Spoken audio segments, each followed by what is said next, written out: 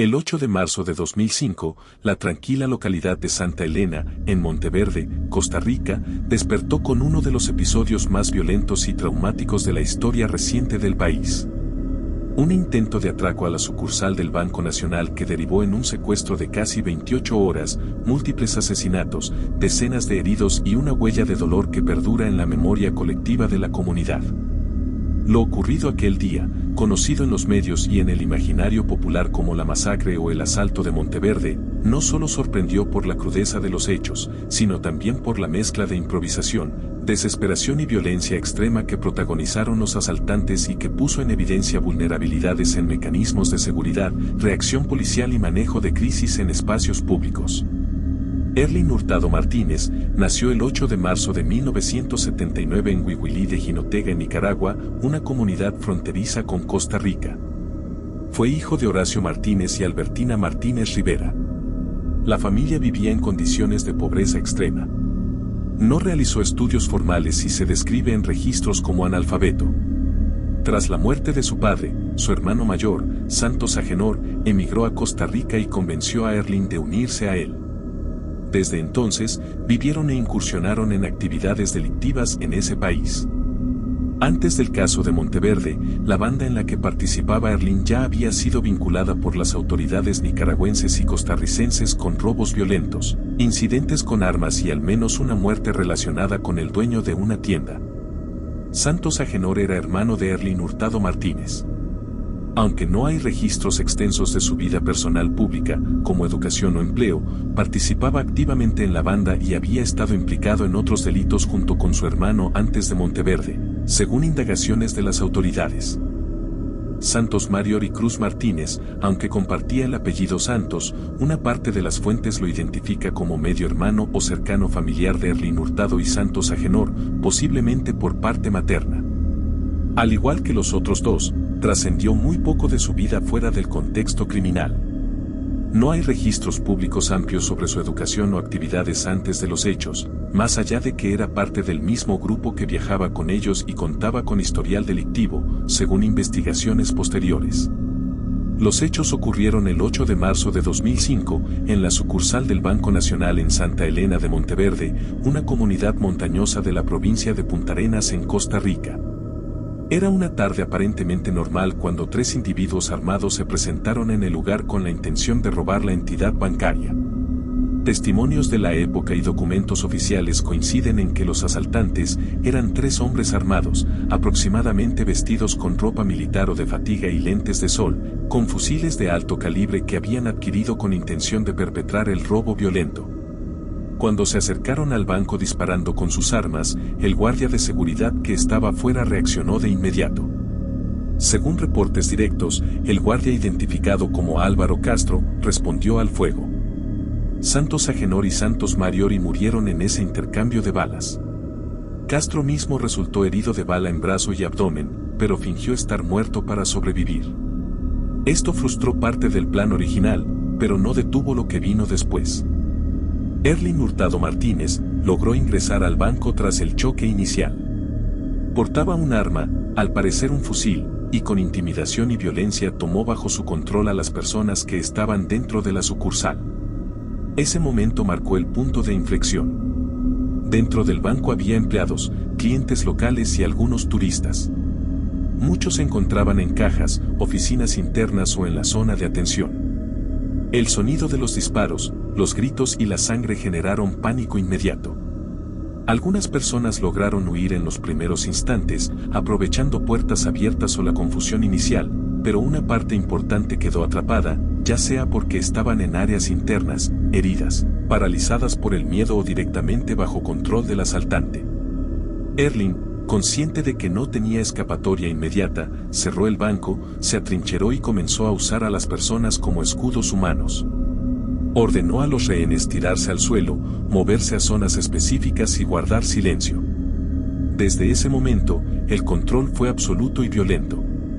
Testimonios posteriores relatan que caminaba entre ellos con el fusil, nervioso, gritando, apuntando, alternando momentos de silencio total con estallidos de furia.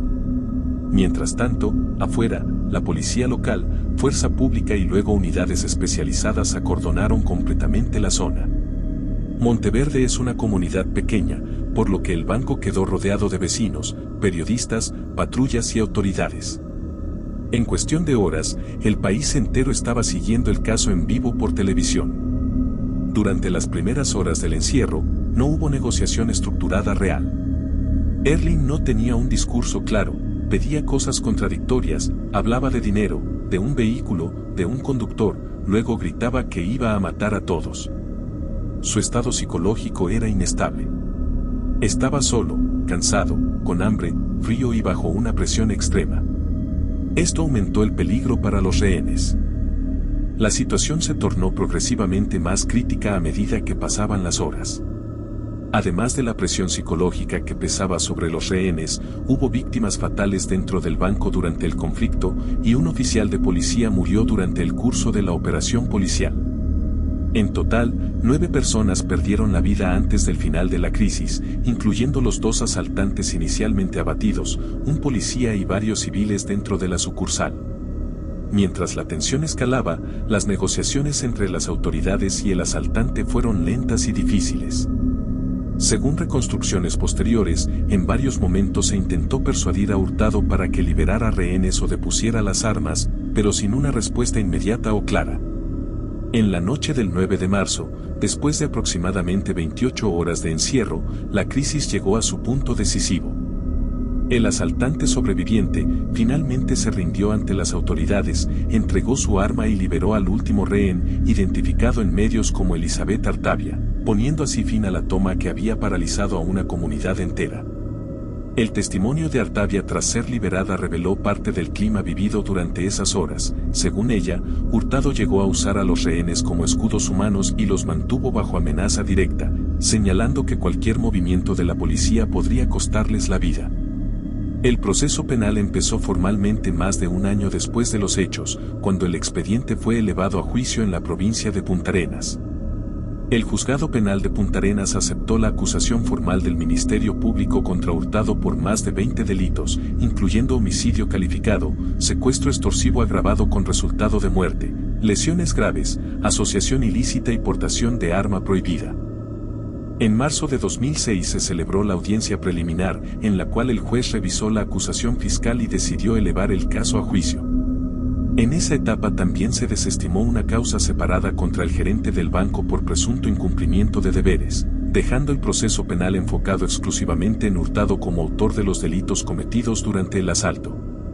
Se dijo que Hurtado enfrentaba 23 cargos penalmente relevantes derivados del asalto, homicidios y secuestro de rehenes. El juicio comenzó el 8 de septiembre de 2006. En el tribunal, la Fiscalía presentó la evidencia y testimonios de sobrevivientes y testigos que detallaron la secuencia de los hechos ocurridos durante las más de 28 horas de asedio. En el juicio la Fiscalía solicitó una pena extremadamente alta, un total de 343 años y 10 meses de prisión por la suma de los delitos imputados, lo cual reflejaba la suma de varias penas acumuladas por homicidios, lesiones, secuestro y portación de armas. Por su parte, la defensa solicitó la pena mínima, alrededor de 40 años de prisión, argumentando atenuantes y cuestionando partes de las imputaciones. Finalmente, el 24 de noviembre de 2006 el tribunal dictó su veredicto y condenó a Erling Hurtado Martínez a 210 años de prisión por sus responsabilidades en el asalto y la masacre en Monteverde. La condena incluyó cargos de homicidio calificado, secuestro extorsivo con resultado de muerte, lesiones y otros delitos graves. Aunque se impuso una pena de 210 años, por disposición del Código Penal costarricense esa pena se redujo automáticamente a un máximo legal de 50 años de prisión, el límite máximo efectivo que puede cumplirse en Costa Rica por cualquier conjunto de delitos acumulados. En un paso posterior del proceso, la Sala 3 de la Corte Suprema de Justicia de Costa Rica ordenó que entidades como el Banco Nacional y la empresa de seguridad implicada también respondieran civilmente por daños a las víctimas y sus familias, con montos importantes en colones que debían cubrir parte de las indemnizaciones. La vida de Erling en cautiverio terminó antes de que la condena se consumara en libertad. Años después de su condena y de cumplir un tiempo en prisión, Hurtado murió en un incidente dentro del sistema penitenciario costarricense. Informes periodísticos señalaron que falleció en circunstancias violentas en la cárcel en mayo de 2011, luego de un enfrentamiento armado en el que otros internos y personal carcelario se vieron involucrados. Su muerte en prisión cerró de manera violenta el arco del único autor vivo que había sido juzgado por la masacre, aunque no cerró las preguntas, el duelo y las consecuencias para las familias afectadas.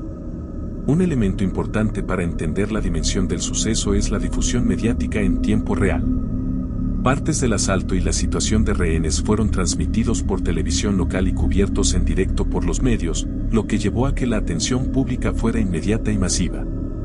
Esta cobertura tuvo efectos ambivalentes. Por un lado permitió que el país entero conociera la magnitud del suceso y que se acompañara a las víctimas. Por otro lado, la exposición mediática añadió presión sobre las autoridades y pudo haber afectado las decisiones tácticas en el terreno. En análisis posteriores, expertos en comunicación y seguridad han reflexionado sobre cómo cubrir sucesos violentos sin revictimizar ni entorpecer la gestión de crisis, y el caso de Monteverde suele citarse como ejemplo de los riesgos que conlleva la transmisión. La respuesta judicial logró, al menos en términos punitivos, sancionar al único autor vivo conocido mediante una condena ejemplar. Sin embargo, la muerte del condenado en prisión dejó muchas interrogantes sin saldar y no restituyó a las familias lo que perdieron. El reclamo por indemnizaciones y la búsqueda de responsabilidades civiles mostraron que la justicia no solo pasa por castigo penal, sino por reconocer y reparar el daño a las víctimas. La lección perdurable es que prevenir que hechos así se repitan exige no solo mejores protocolos de seguridad y respuesta policial, sino también políticas integrales de prevención del delito, atención a víctimas y coordinación regional que ataquen las raíces de las redes delictivas. Para los habitantes de Monteverde y para muchos costarricenses, aquel 8 de marzo de 2005 marcó un antes y un después. En la memoria colectiva quedó la imagen de cómo en pocas horas desapareció la sensación de invulnerabilidad en un lugar asociado a la paz y al turismo ecológico. Si te gustó el video, dándole like y suscribiéndote sería de gran ayuda. Muchas gracias por su tiempo y atención, que tengan un buen día.